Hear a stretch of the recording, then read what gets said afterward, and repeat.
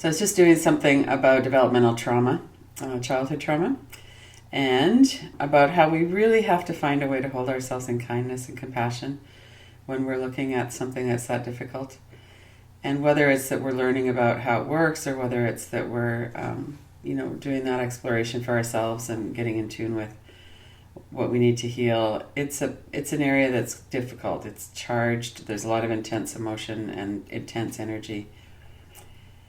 And even more important, to rest and to hold ourselves with compassion and kindness as we're doing that work. So when we first talk about kindness and compassion, one of the things that might come up is some kind of contraction in the body. It's almost always accompanied by thoughts. Usually those thoughts are kind of intense. They might be judgmental.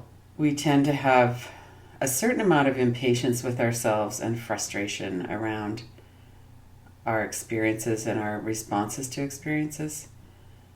And that's one of the things that it's a bit of a doorway into working with this with ourselves. It wasn't until I noticed how harsh I was with myself that I even knew that there was a problem. And then with time, I was able to understand and to let some of that go. So this short practice, observing how it is that we're holding ourselves, if we're able to find a place of kindness and gentleness as we rest, that would be very helpful if we could do that.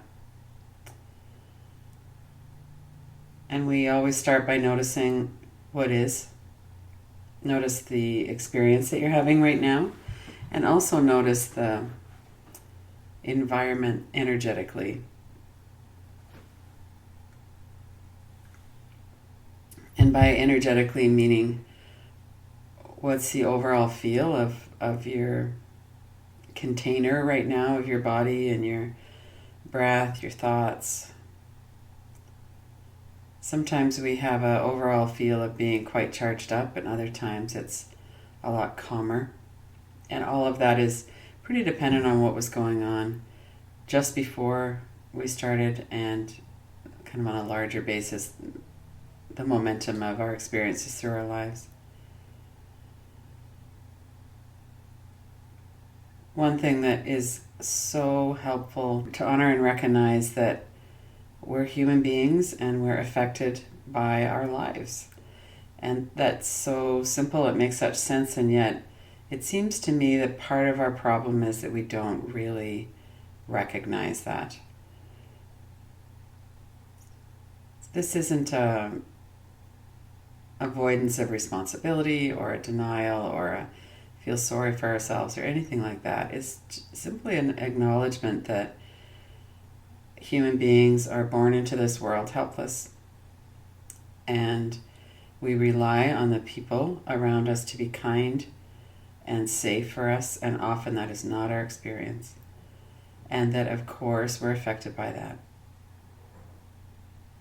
This acknowledgement that that's how it works like that for ourselves, it works like that for everybody else, is really key. That's part of what enabled me to let go of shaming myself, and to even have the possibility of kindness enter. As you notice your body from head to toes, notice the energy that's just being created by these words.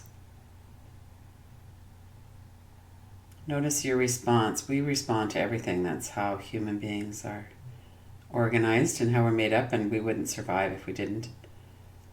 And as we rest and relax, we'll keep that in the forefront of our practice today.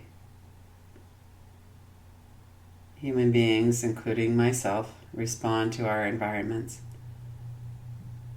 and that's okay.